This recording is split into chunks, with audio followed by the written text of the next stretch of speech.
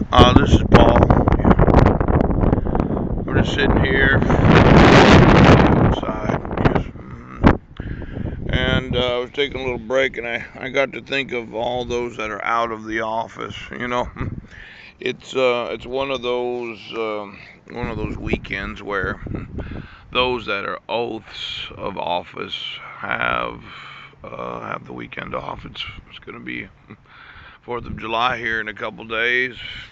6-year anniversary of the abduction of my sons. And I thought I'd look up what out might mean. Now there's the outlaw, a notorious criminal, especially one who is a fugitive from the law. But then there's a person deprived of the protection of the law. Now I'm gonna have to consider myself an outlaw today.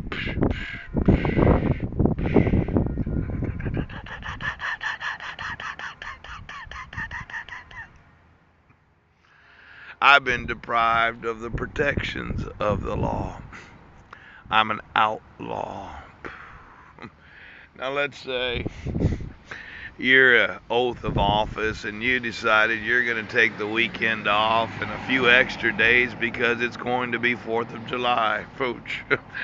And you deprive me of the protections of the law when you issue a protection order that's not issued according to the laws of the state of Washington.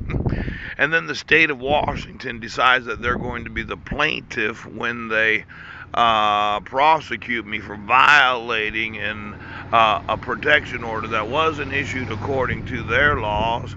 And then they deprive me of the protections of the law because I'm an outlaw. I'm deprived of the protections of the law. Now, usually you have to be a fugitive, a notorious criminal, who is a fugitive from the law. Now, a lot of people, let's say you're wanted for some crime, yeah, and it's difficult to understand. Well, how could you escape not getting arrested for a crime?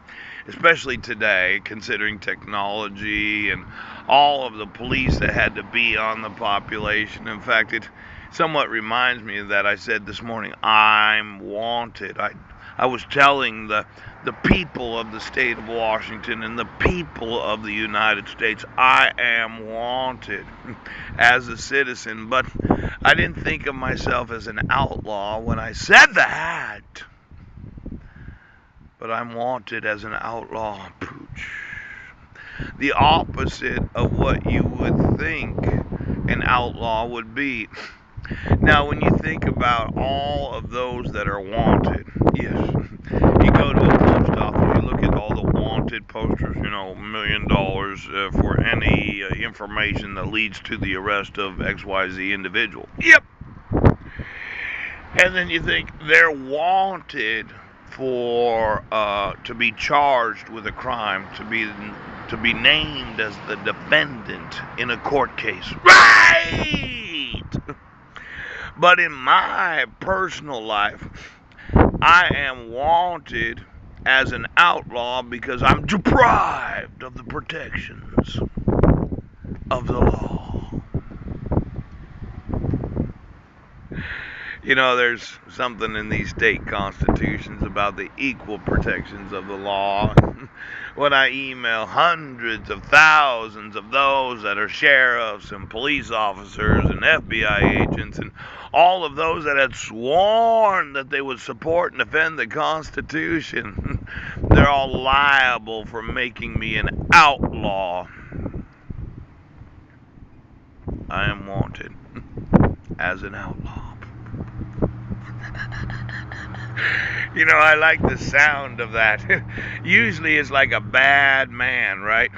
Like there's some women that are attracted to men that are, well, unscrupulous, somewhat criminal, pooch, been to jail or prison, pow, pow, pow, all tatted up. And they've done just the most heinous things you can think. And some women, they find a certain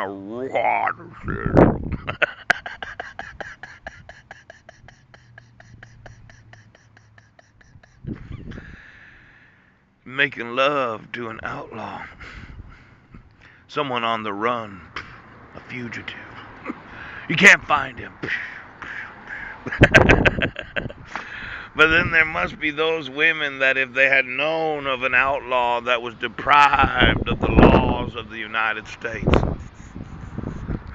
put myself I'm wanted poster in a post office, outlaw, Paul C. Budnick. Reward given or reward paid? Let's say I was to charge women to have sex with me. Yeah, that's good.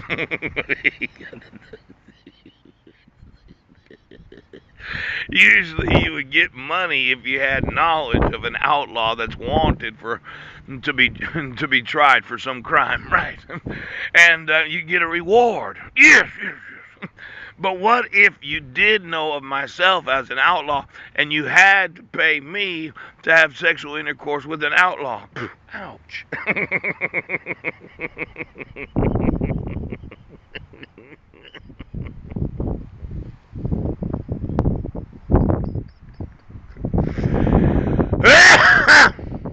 Instead of getting a reward for informing the authorities where a fugitive is, you would give a reward. You would give a reward to myself. Here's a little something extra for you.